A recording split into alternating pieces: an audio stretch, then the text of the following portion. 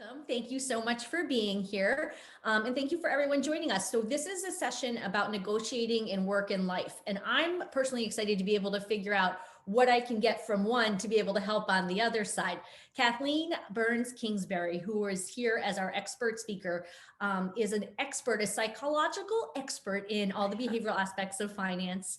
And her firm is called Breaking Money Silence. So, kind of enabling some of the difficult decisions, changing thinking. And she's going to give us great tips today. She also has a podcast. She's got a website with a lot of different follow-up information. So feel free to seek her out. Kathleen, I'm going to turn it over to you with one little caveat. If anybody has questions, please do not use the chat. Please use the Q&A function. And Kathleen is going to leave a few minutes at the end of the session to answer any questions. With no further ado, off you go. Thank you, Megan. Thank you, everybody, for taking the time out of your schedule today to listen to my work and hear a little bit about breaking money silence. I just want to make sure that everybody can see my screen and that we are good to go. I want to first of all thank Megan and Hightower for allowing me to come in and talk to you today about a topic that is near and dear to my heart, breaking money silence on negotiating at work. And we'll talk about how that applies in life as well. And so today we're going to talk about, first of all, what money silence is, why it's important to break it, how it impacts people who identify as women versus men, and how there are some gender differences there. And then most importantly, I'm going to share 3 concrete tactics that you can use to break money silence on negotiating in your life. So I wanted to start with a quote. And depending on your age group, you would have seen this live, Star Wars and Princess Leia when it first came out, or you may have seen it in reruns or the older Princess Leia. But I love this quote by Carrie Fisher, the actress and author, that everything is negotiable. Whether or not negotiation is easy is another thing. And so when we're talking about money conversations, which typically tend to be taboo in our society anyway, often I find that when we're talking about negotiating money, negotiating for our needs, negotiating business contracts, a new house, a new car with our kids, whatever it might be, that it tends to be one of those money conversations that we avoid. Now, you may be the exception to the rule, and that is fine, but often people avoid negotiating conversations for a variety of reasons. They tend to be somewhat myths about negotiations. So I wanted to just start by highlighting what I think are the 3 big reasons people avoid negotiating. The first is the fear of conflict. There is a myth out there that if you are negotiating, especially negotiating for money, again, you could be a business professional negotiating a contract, you could be someone in a family business negotiating in that family business, or you could be somebody who's an employee that's negotiating. But the belief is that somehow this is a battle and you're going to duke it out. And actually, an effective negotiation conversation is not a battle. It is not an argument. It's a conversation that helps both parties get to a place where they have some mutual understanding. Often in a really healthy negotiation, both people walk away with something that they got and smiling because they got enough to make it work for both parties. The other thing that may lead you to avoid negotiating is your money story. So we all have money stories. These are things we tell ourselves, whether we're aware of it or not, about the purpose of money, what it means to negotiate, how we were raised around negotiation. And so this money story that we have influences if we are going to negotiate, how we're going to negotiate, and with who we're going to negotiate. And a little bit later in the seminar today, I'll take you through a quick exercise that will help you tap into the part of your money story that has to do with negotiation. Again, this story can be really impactful in whether you feel comfortable or advocate for yourself financially. The last piece or big reason for avoiding negotiation is this money talk taboo that's in our society. Now, there's been all sorts of different surveys about Americans talking about money, but the survey that I often refer to and is mentioned in my book, Breaking Money Silence, is that 44% of Americans would rather talk about death, dying, or politics than talk about money.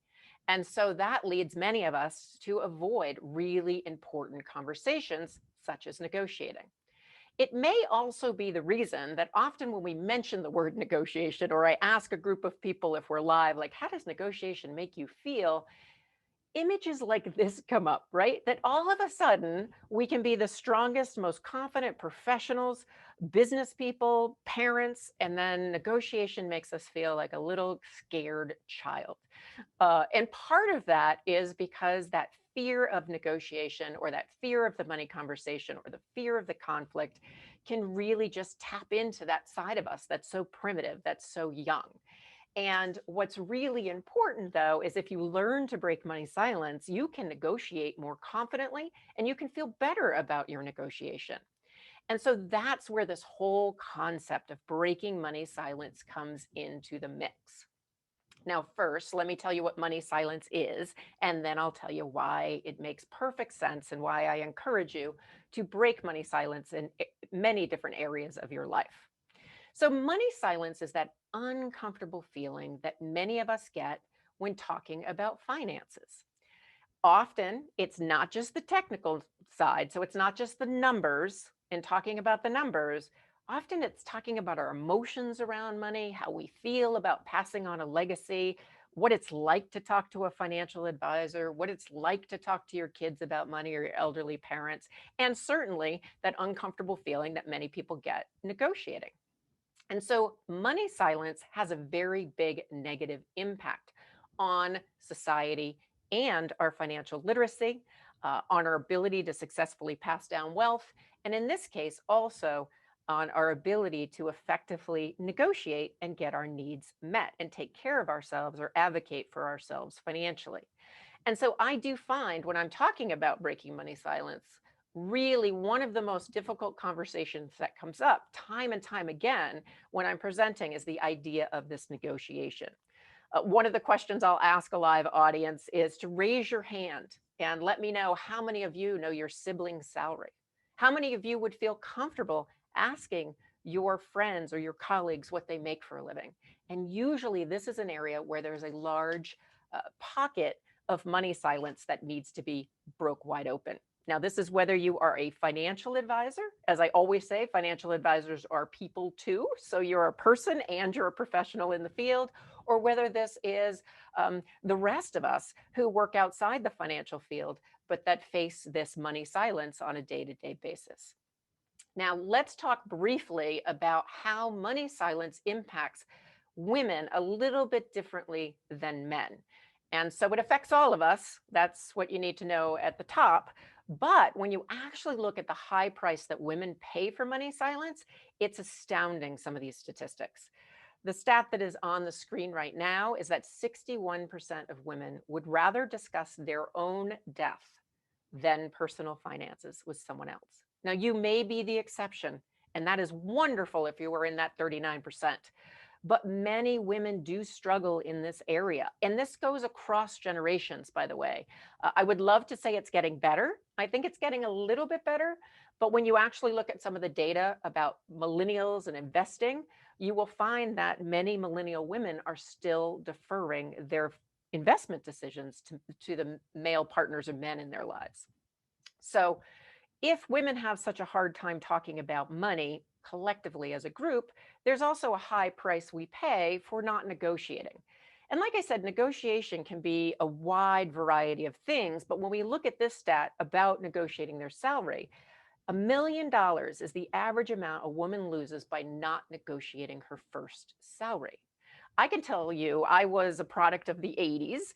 I can remember going in for a couple of different job interviews and not once even knowing that I should negotiate and that it's expected to negotiate. So, certainly, while I'm an expert in the field of wealth psychology, I certainly have made my own mistakes in this area.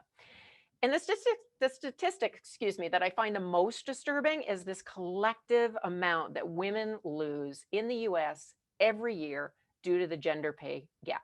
$500 billion. That is a crazy amount of money that's being left on the table that isn't going into women's pockets, or for women who want to start businesses, for women who want to do philanthropy, whatever the case may be.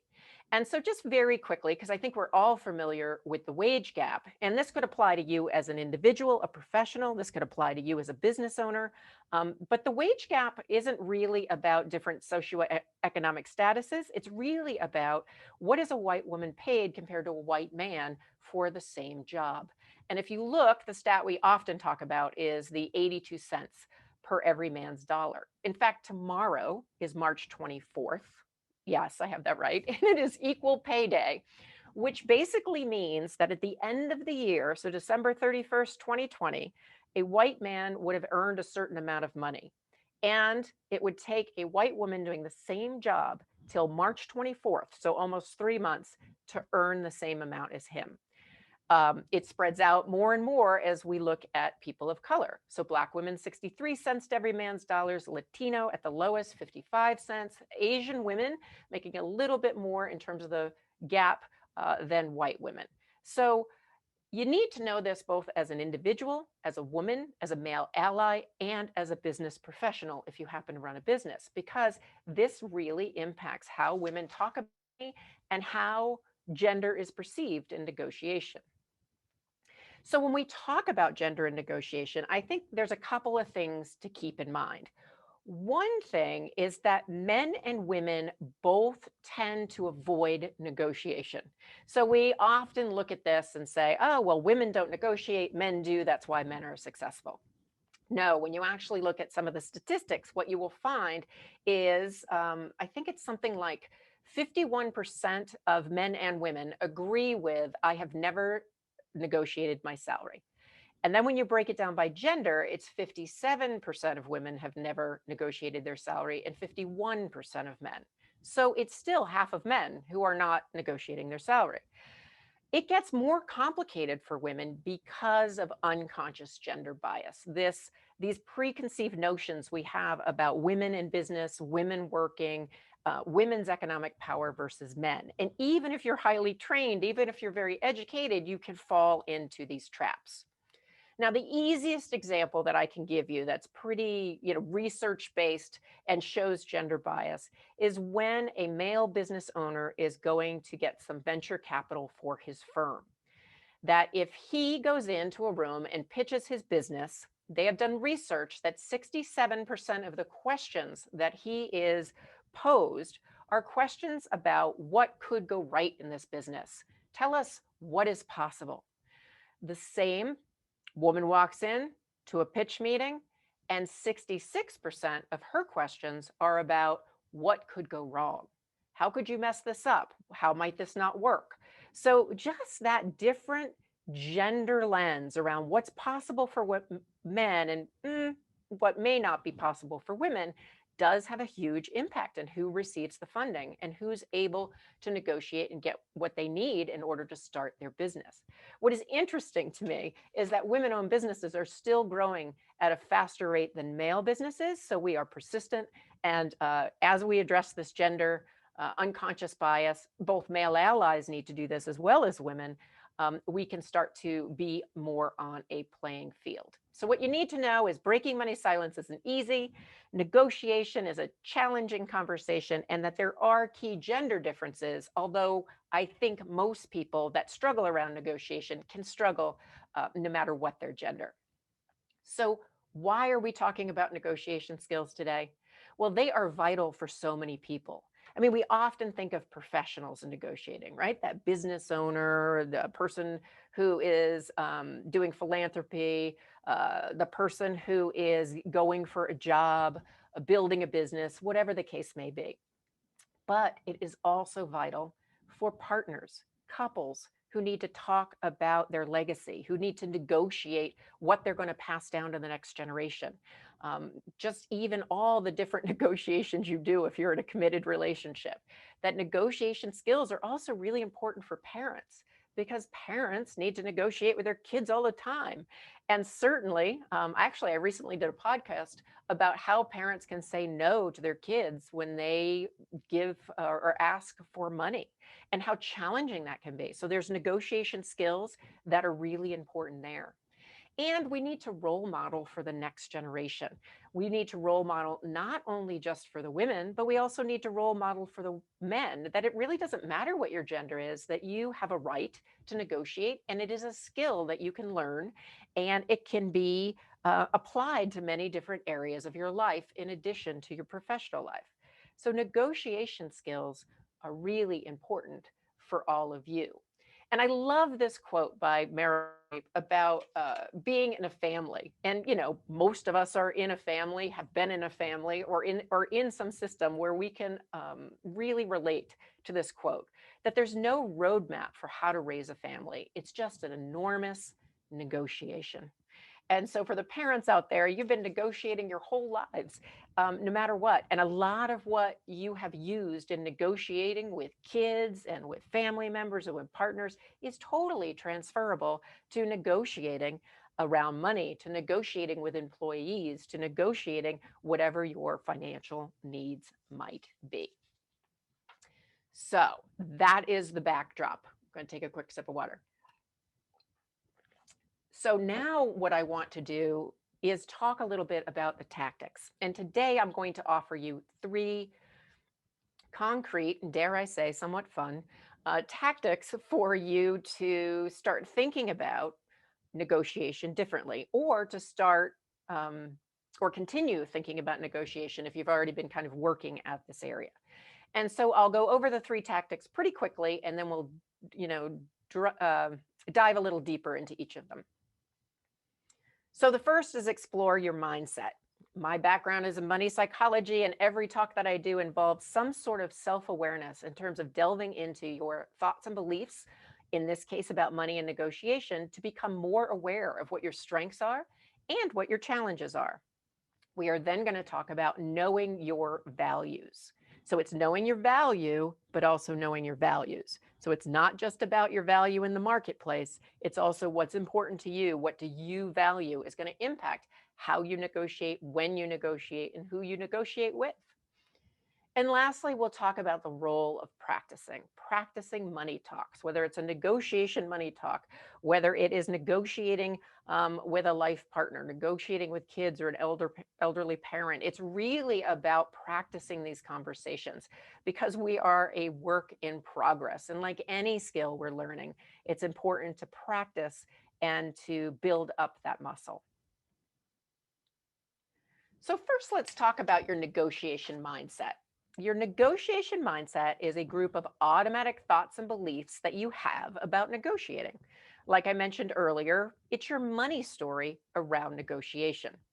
And often we are not even aware of the mindset that we have around negotiating. And so we're going to talk about money right now. So, around negotiating money, if you were to think back in your life and say, when was the first time I actually negotiated money?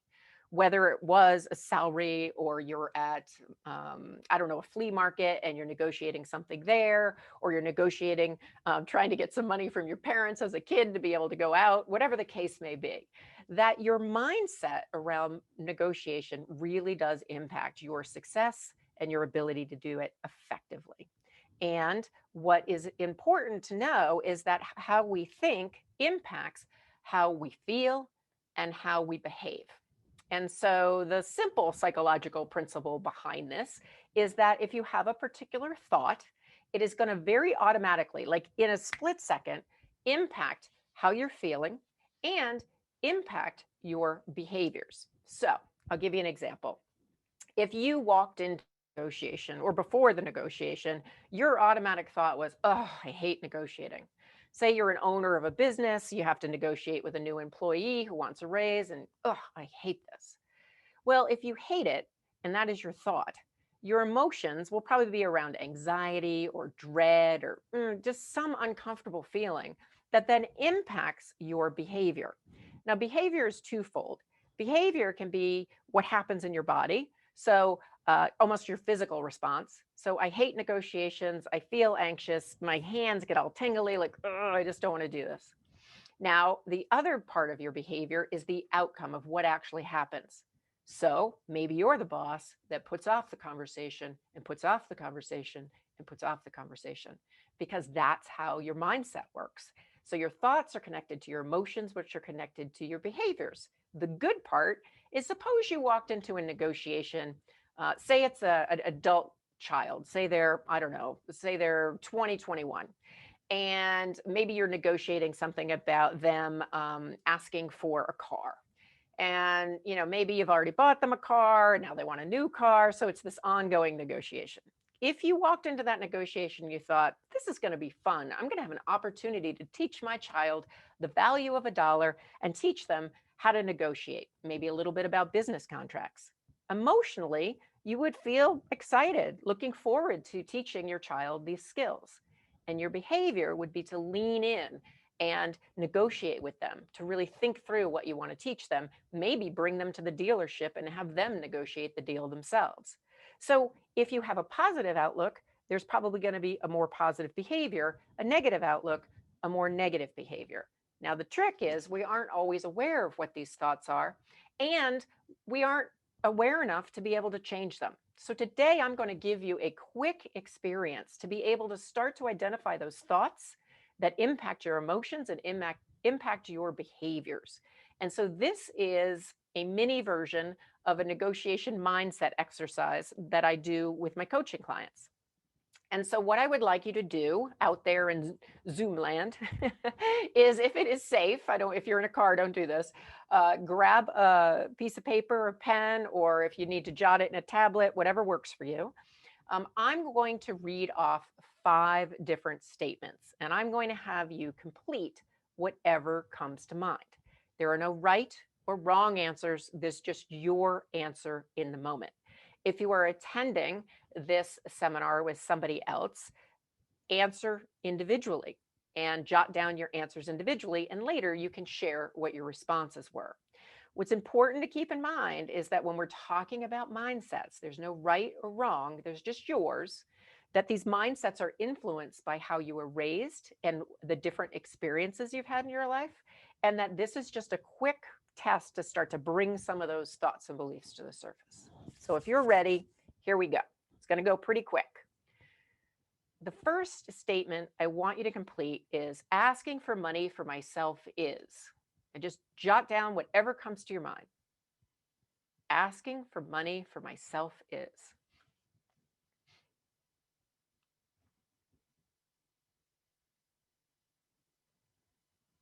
Now, if I go too fast for you, remember, you can always go back and look at this slide later. But I'm only going to give you about 15, 30 seconds each because they're supposed to be automatic thoughts. So asking for money on another one's behalf is. Asking for money on another one's behalf is.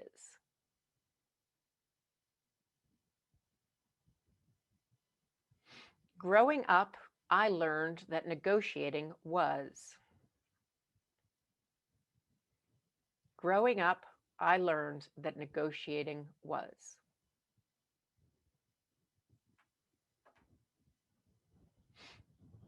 The biggest fear I have when negotiating is. Biggest fear I have when negotiating is.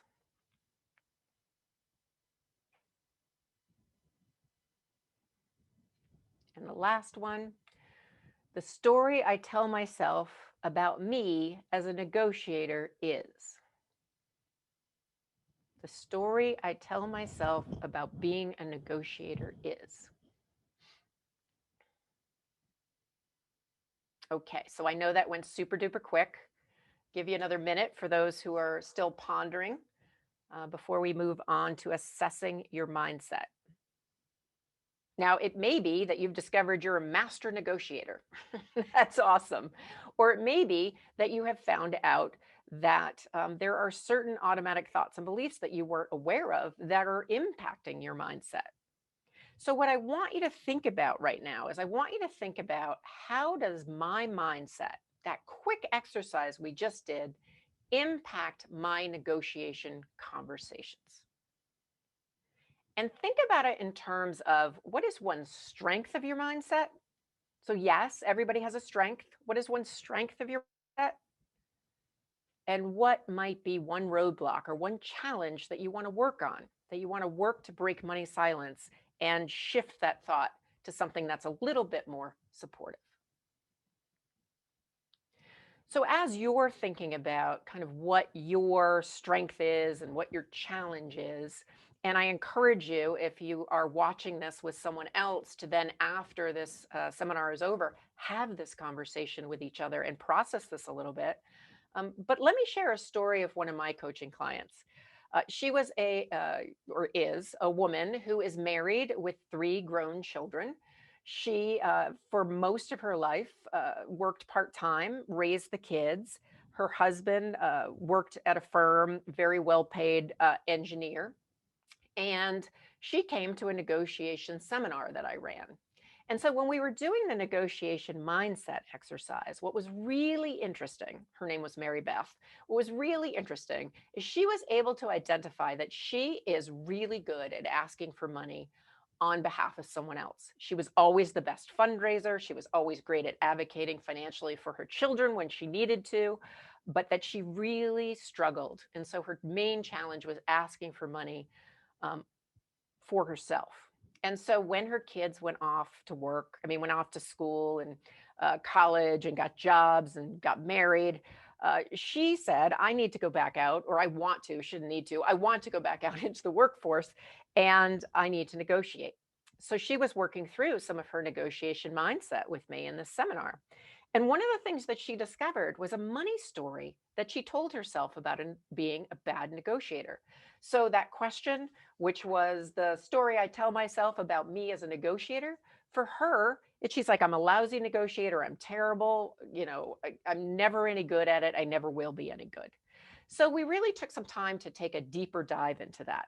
And with curious questioning, I discovered that she had an experience of negotiating when she was a babysitter when she was 12 years old that got set in the back of her head that's telling her that she's a horrible negotiator. She asked for a raise after a year of babysitting. The babysitter parent said nope and then never hired her again. She did not have conscious awareness of this until we did this exercise. It popped into her head and she said, oh, wait a second. Somehow she generalized that to I'm a lousy negotiator. I'll never negotiate my salary or my money again. I'll never negotiate on behalf of myself. So we don't know what's in our unconscious that's tripping us up in this area of negotiation. So really encourage you to explore that and to have this conversation. If not with your partner, have it with your financial advisor. It can be a really interesting conversation to have, and it can be really useful in them helping you and you understanding what is your strength in negotiating and what is potentially your challenge. The other part of your mindset that I think is important to highlight, because it's not just about gender, it's not just about your family history, it's about many different key influencers. Now, we don't have time today to really drill deeply into each one of these factors, but I think it's really important for you to think about. So, as a negotiator, when I'm looking at my mindset around negotiation, how does my gender influence it? How does my gender, how I identify, how does it influence it? Who am I talking to? The other negotiating partner, does that influence their mindset? Um, Also, the culture and race. If you were raised in a culture that you were told it was very rude to negotiate, or you were told that it's not okay, or because you're a person of color, negotiation isn't really something that you should be doing, you should be just happy to have a job, then you need to take a look at that message and see if it's old and you need to redo it. Also, your generation, the messages we send to our kids, right? Millennials, Gen Zs, very different than some of the messages baby boomers, and I'm a Gen Xer, got growing up. Spiritual practices and your religion sends you money messages. Were there any messages there around negotiating? Your social economic status. What social economic status were you born into? Did you create wealth and come into a more affluent existence? Were you born in affluence? And so, how does that impact your thoughts and beliefs about money and negotiating? And then also significant money events. Now, significant money events can be huge things like inheritance or marrying into a family that has more money than you, or losing a job. It also could be small, significant money events like Mary Beth and the babysitter story. So it's important to examine and to appreciate that there's all these key influencers that come to play when we're talking about our mindset and we're talking about how we talk about money and when we find it appropriate or not appropriate to engage in these conversations. So keep in mind, it's your mindset, but it's influenced by a lot of different things. So let's move on to tactic number 2. Tactic 1, examine your negotiation mindset. Tactic 2, know your value and your values. So what do I mean by that? Well, when we talk about negotiating, and especially when we're talking about negotiating money, we often think about, if it's negotiating your salary or negotiating a business contract or you're negotiating with an employee. We often think about do the research on the numbers, know the metrics, know the salary ranges. And all of that is incredibly valuable. I'm not saying it's not, but I want to broaden it out because it's not only knowing your value in the marketplace from a professional standpoint, it's also knowing what is important to you, your values. Because when we think about what's important to us, we will know who do we want to negotiate? What do we want to negotiate? When do we just not want to engage in this type of conversation?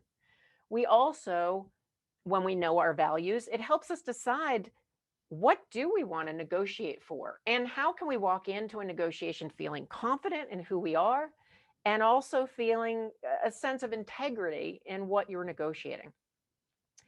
Knowing your values and living your values is a great way to role model to the next generation, whether those are your kids, your nieces, your nephews, the people you mentor, to teach them that identifying core values and living them and then having them expressed in how you are around money is really important. So role modeling that to the next generation. And indeed, if your parents or grandparents, it's also figuring out what are those core values in this area of negotiation and money in general, and how do I pass those down to the next generation?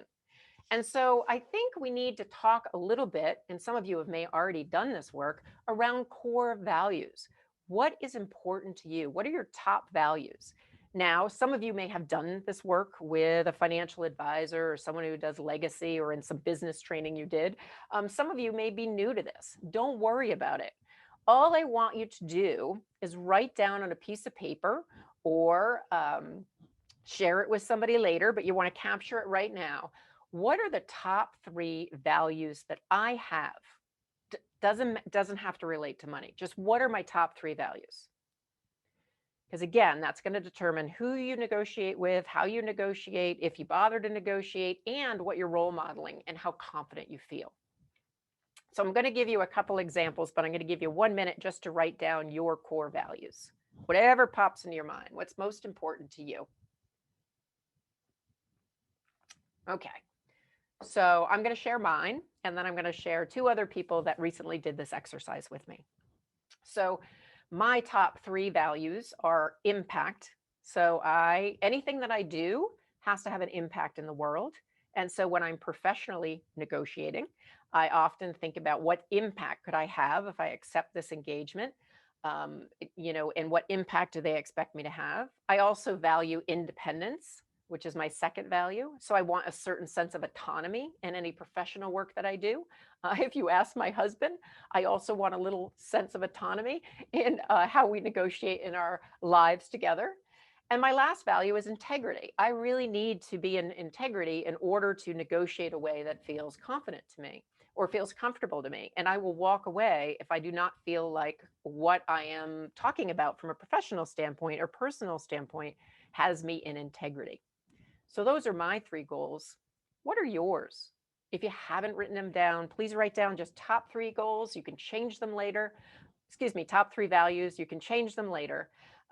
But recently I talked to a couple of people.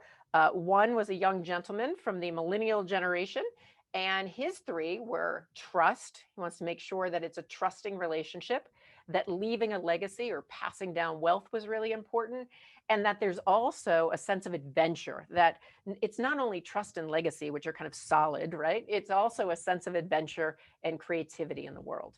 And so that's going to impact how he's going to approach these money conversations and what he's going to negotiate versus what he's not going to negotiate. The other person I interviewed was a Gen Xer, and really what was important to her was tenacity, perseverance, and humor. So when she thinks about the things that are important to her and how she's going to approach negotiation conversations, she wants to make sure that those values are honored as well. So remember that we are talking about value in terms of your professional value, but we're also talking about your core values, especially when you're negotiating in life, but it also can tie back to when you're negotiating professionally. In a minute, I'll give you an example, but let me just talk a little bit about your professional value. Because if you are out there and you are either negotiating on your own behalf, you're mentoring somebody else, or you're in a position where you are negotiating and setting up a pay structure in your firm, then you're going to want to think about these things. That professional value just isn't about compensation and benefits, although that's a big one. It also is negotiating. Maybe I want executive coaching. Maybe I want education. Maybe I want to offer that to my team. How about negotiating your work environment? That's especially relevant in COVID, and at least for the next, the end of 2022, for many of us, do we want to work remotely? Do we want to work live? Do we want a hybrid? How much control do we want to have? How much work-life balance do we want to have? So when we think about negotiating our professional value, yes, you can go and find out what are the salary ranges that people get paid for this certain job. But I think the internal work is figuring out what's important to me and what do I negotiate based on those core values. So let me tell you a very brief story about a friend of mine. I love this story. So, young mom going back to work after having her babies, and she was negotiating her salary. And it was a company where, she knew they didn't have a lot of money to pay her. Not even her worth, but what was competitive in maybe some of the larger markets. She was in a position where she didn't necessarily have to make top dollar. And what was important to her was having meaningful work and being able to have some time out of the office. I mean, out of the home, excuse me, because she needed some time off from being a mom. And she said to the person she was negotiating with, she said, you know what? If you can't give me any more compensation, what I would love is Wednesday mornings off so I can ice skate. And so she literally negotiated ice skating lessons on a Wednesday morning between 9 and 11 every week in her compensation package. Why? Because she wanted me time. She's always wanted to learn to skate. She was not a skater. And I have to tell you, I've seen her skate. She's not a great skater, but she negotiated it in because she wanted exercise. She wanted to learn something new, and she wanted me time. And she wanted her employer to know that she was more than just her salary. And so it worked perfect for her, and it worked perfect for the firm. So keep in mind that when we're talking about negotiating and communicating your value and asking for what you're worth, there is a lot out there that is negotiable. When you think about how do I, from a professional standpoint, or even a personal standpoint, I think this would work. How do I communicate my value? I encourage people to keep a journal. Just keep a running record of awards, credentials, honors that you've received. If you are working on your career or you're getting to a place where you want to go to the next level professionally, whatever that is, case studies of your impact. You're going to want to include social proof. What's social proof? Not social media, social proof, testimonials, quotes from interviews. I'm an author, so often publications that I've been in, TV interviews that I've had. So it may be different for your line of work than mine. And then you also want to think about what are the metrics for success. And when we talk about metrics, we always want to think about how am I saving the other person, my negotiation partner, time, money? How am I increasing their efficiency? What is the effect bottom line? And so you need to have that in your mind as you're thinking about communicating your value. So I think it just makes it easier is if you keep a journal over time to kind of track that information. It makes it easier. I do it for myself when I'm mentoring other people around this topic. I encourage them to do the same. And then it really allows you, when you get into a negotiation conversation, to really be at a place where you have that data. Now, if you're in a family and maybe the professional is not at the forefront, you can also write down things about the family. social proof about the family, metrics for success. When you're talking about negotiating for passing on a legacy or passing on values that are important to you, that you have kind of a running dialogue of what that would be as well. So remember, all of these skills are very transferable from negotiating money to negotiating other things. The last tactic before we open it up for Q&A is sometimes the hardest tactic, but most important. And that is practicing negotiating.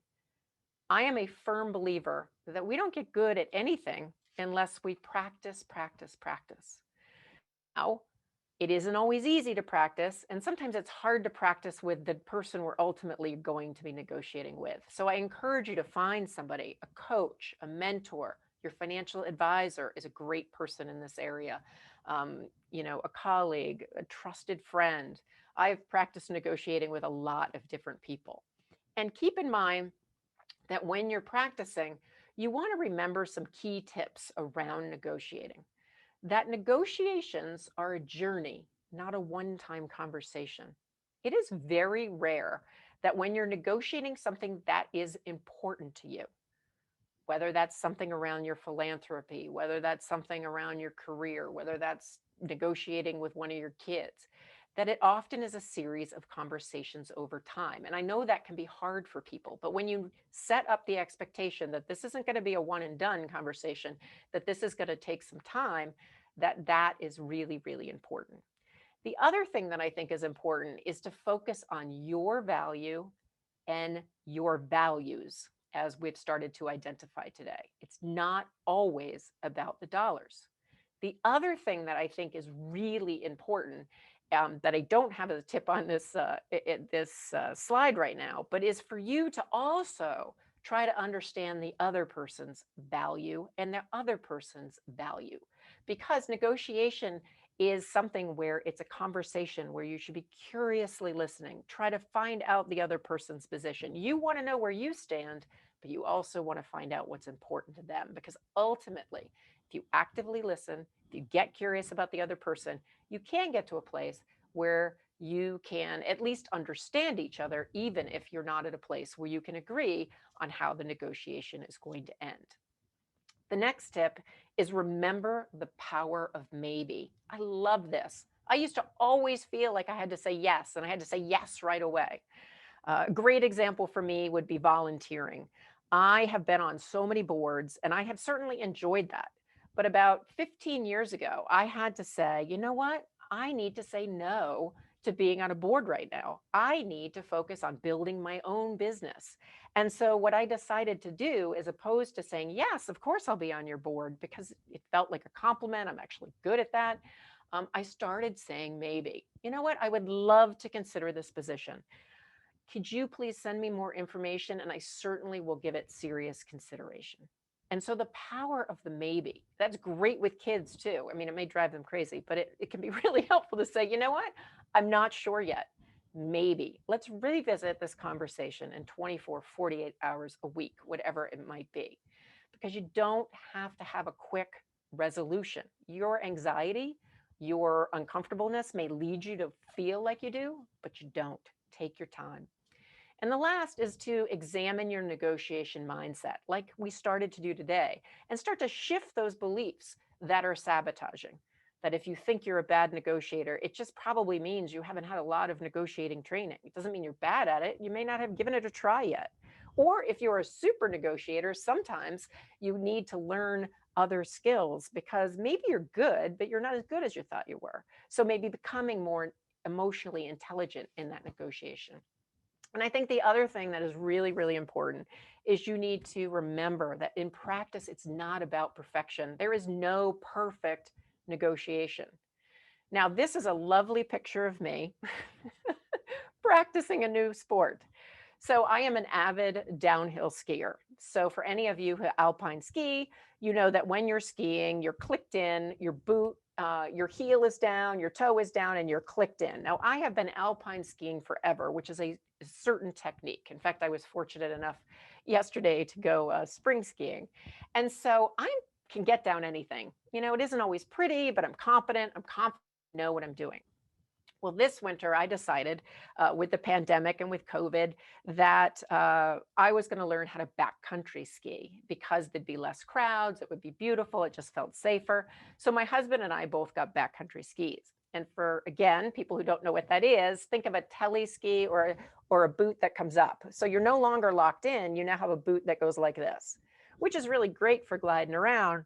But as you can see, I didn't always master it. There was a little knoll, and I thought, oh, I'm getting really good. I can go over this little hill. And lo and behold, I did a header. And my very lovely husband eventually held me up, but said, wait, I have to take a picture. So, what this picture reminds me of, and I think it should remind you of the same, is that it's really important to be compassionate to ourselves, to not beat ourselves up when we fall down, when we have to wipe off the snow or whatever it is off of us when we're learning a new skill. That if we are able to be kind to ourselves and practice and shoot for not perfection or to mentor someone to do the same, we'll be better off. So, we have talked about breaking money silence. We've talked about negotiations and the different experience that many, not all, but many women have when negotiating and how it can be a little bit trickier because of the unconscious bias. And we've talked about 3 tactics: examining your money mindset, um, knowing your value and your values, and practicing, practicing, practicing. And so, in any workshop, I love to offer a handout to help you put what you learned into action. So, Hightower is going to provide you, if they have not already, with this action sheet that you can fill out. I want you to write down what is one small step you will take in order to put what you learned today into action. And so, often I do this with my clients. You can certainly share this with your financial advisor who shared this seminar with you and go over it. But it's really looking at what's one action I want to take. So maybe that's, I want to explore my negotiation mindset more. Or maybe I do want to keep a values journal. Or hey, maybe we should practice. And while it's really uncomfortable, I'm going to role play with my financial advisor or with my business coach or with a colleague. So write down that one small step. And then the other thing that is really important in terms of putting what you learned into action is sharing your plan with somebody else. There is something about actually verbalizing that you have this goal that you want to accomplish that helps you become accountable. Again, consider your advisor, consider a trusted friend, your partner, business coach, executive coach, whatever it might be, counselor, and then make a commitment to change one little small step at a time. And if you trip up and you end up doing a header like I did backcountry skiing, don't worry. You'll get up, you'll process it, you'll learn something from that experience, and you will move on. Because I truly believe that it's time for us to all break money silence and break money silence, break the money talk taboo, especially in the area of negotiations. Because if we do, we can achieve pay equity. We can run companies that compensate people in a way where there's equality. We can also feel good and confident about ourselves and what we're role modeling to the next generation. And we can take care of ourselves and our family and successfully pass down our legacy. So I want to just say thank you for listening to the workshop and seminar today or on the download if you downloaded it later.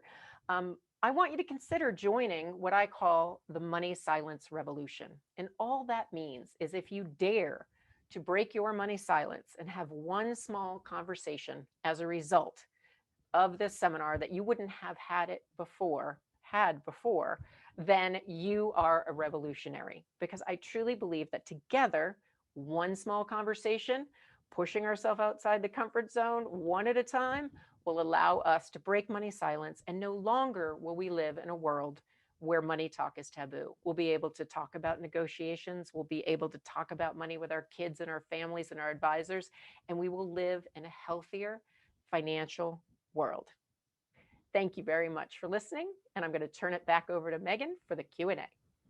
Kathleen, so amazing. I learned a lot of stuff. We do have Excellent. a couple questions I want to bring up. So first of all, as a woman, and this is not actually my question, but I very well could have asked it myself. As a woman, I have noticed that I have a strong tendency to want to create a win-win for both parties when I'm negotiating. which sometimes means I feel like I'm negotiating against myself. Is that something I need to let go of to be a successful negotiator? I love that question because I think so many women, maybe some men too, but women can certainly identify with that people pleasing.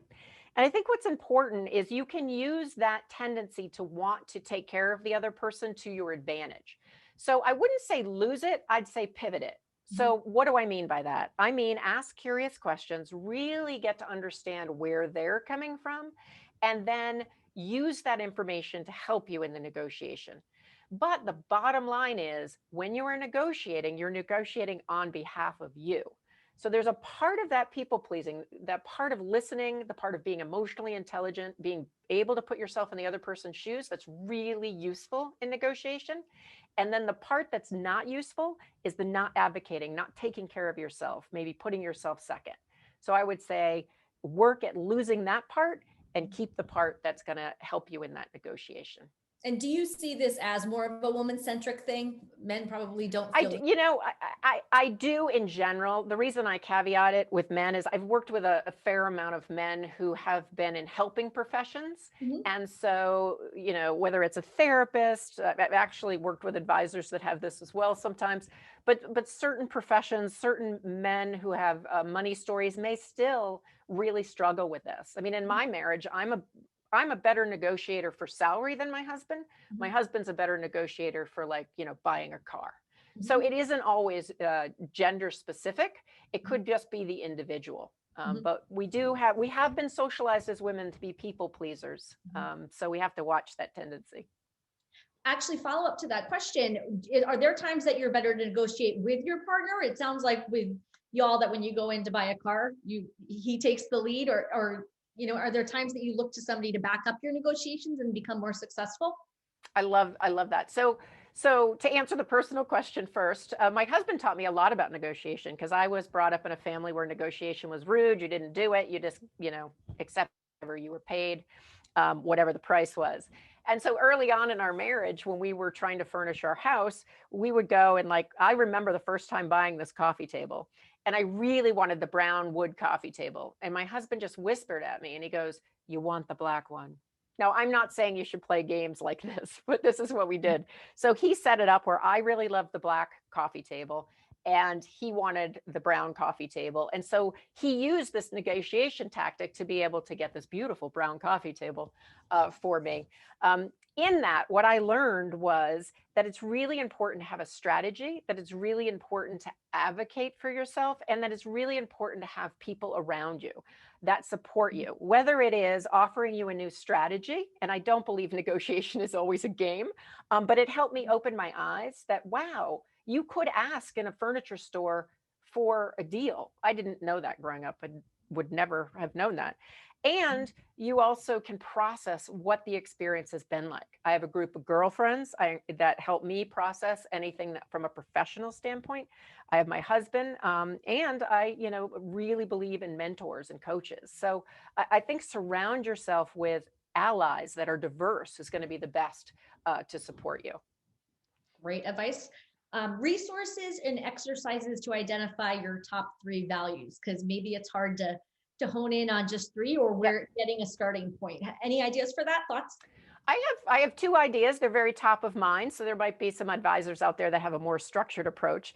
One of the first things you could do when it comes to money and values is you would look at your credit card statement or your debit, or wherever your expenses are going, and just look, take a month and look back and look at where most of your money's going. Ask yourself, is this something that's really important to me? Is this a core value? It may or may not be. But for instance, if you were to look at my credit card bill, I still do credit card bill, you would see a large expense for skiing, a large expense for biking. Adventure and outdoors is a value. So it's looking at where your money's going and seeing if that's going to help you get some values. I think the other thing is spending, a week or two just noticing, what are the things that bring you joy? What are the things that you do where you lose time? What are the things that you're excited about? And there's no right or wrong answer in values, and they may change over time. But I think that allows you to just reflect and say, geez, what is important to me? Mhm. Um, And so I think those are two really good starts: money values with the credit card, debit card statement, and then just in general, really reflecting on what brings you joy and what feels important to you. Yeah. Now, what about tips on how to separate your emotions from the negotiation process? I jumped ahead because, by the way, I thought to myself, my credit card statement would show that my values are very wine centric. So that's just pandemic. So we'll move on from that. What are some tips on how to separate your emotions from the negotiation process, especially if you're talking about negotiating with your spouse or maybe like a parent? Okay, great. There is a technique called the wise mind technique that we didn't get into today, but if anybody wants that information, they can go through Hightower and I can get it to you.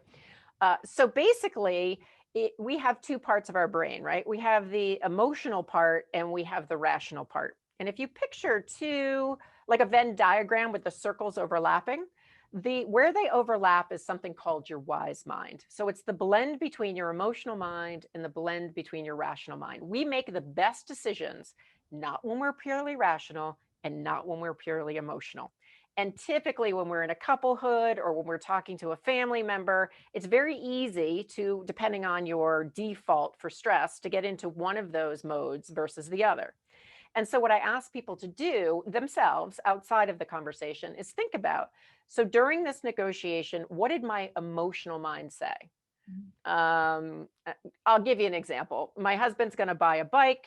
He says to me, it's going to be a $5,000 bike. I really don't think we need, we have 8 bikes in the house. I don't think we need another. My emotional mind says, "Oh, I can't believe he's going to waste $5,000 on another bike. We don't need another bike. Oh, I'm kind of angry about him wanting this other bike." And then my rational mind says, he doesn't really spend a lot of money on other things. Mhm. He really loves biking. We do, believe it or not, use all 8 bikes. And then the blend between the two would be something along the lines, Megan, of, it's a value of my husband's. It is a little frustrating that this is where he wants to put the money, but he works hard and it brings him joy. And so how do we have the talk from that place? So really tapping into what emotionally is going on for me, what's rationally going on for me. And if you get at a stalemate with your partner, you can actually have them do the same. So emotionally, what do you think about this versus rationally, what do you think about this? And you can actually talk about those different pieces and those different components because it helps you externalize the conversation as opposed to how it can devolve in any relationship where it becomes, well, you said this and you said that. So it's Really really calling out there's two pieces. right, right. And really calling out these two pieces and really talking about those two pieces, not as right or wrong. They shouldn't always match your partner or your negotiation partner, but just appreciating that this is a complex conversation. Otherwise, emotions wouldn't be running high. Right. And I guess the last thing I just want to say as a caveat is if you continue to get stuck and you aren't able to do that, definitely work with your advisor, definitely work with a communications coach, because often it's just a little tweak and you can have so many more productive conversations as a result. That's what I was thinking. At some point you say, let's bring in a third party that Yeah, helps us. absolutely. Okay, so one last question. So I was thinking, I said as I was learning, I was listening to you and learning. The babysitter story struck me. I felt so bad that that she had gotten shut down, and I thought to myself, the best negotiator I know is my 10-year-old because she wins every time because she just dead eyes you. And you're like, no, okay. So can you eat a chicken and then you'll have dessert? And she just dead eyes you, and she wins. But that's not a good negotiator because then I feel like I lose. So we want both parties to win, right? Well, dinner's going to be fun tonight. Yeah. I mean, she's beating the best of them. But how do you teach your kids, especially if you think you are a good negotiator? Any idea a negotiator? Because it sounds like it's important to do it early, right? So the babysitter doesn't deal with this. Any ideas on how do you teach your kids what's important, what to fight? I would actually encourage your kids in an age appropriate way. It's going to be different from a 10-year-old to a 21-year-old to help them negotiate and have negotiation experiences. So I know a lot of us aren't traveling now, but suppose it's a vacation. It may be that you let them plan part of that vacation, and part of their job is they have a certain budget and they have to negotiate what they want with what the dollar numbers are, and then propose it to the family, and then the family gets to decide. There's a lot of teachable moments like that. And I really think anytime we can encourage kids to be part of that negotiation conversation is really useful. And also, I think if your daughter, is staring you down and you feel like it doesn't bring out the best of you and it's not the most effective negotiation, it's going back and talking about it and processing it at another time. Because Mhm. what research shows in the area of parenting, it isn't being perfect that matters. It's being able to be transparent, to let them know later when you felt like you didn't do a great job, and having those conversations is much more important than doing it right, because we're just human beings and sometimes we need a little practice before we get good at it. Well, that's my takeaway, that I'm a good parent because I'm You definitely are a not good perfect. parent. Kathleen, thank you so much for spending this hour with us. Like, I think everybody got a ton of good tips. Really, really appreciate your time. And I know you're constantly offering tips. So everybody should visit, follow your podcast to listen to other ideas. Thank you so much. And thank you to everybody for joining us, and enjoy the rest of your week. Thank you, Megan, and everybody. Take care.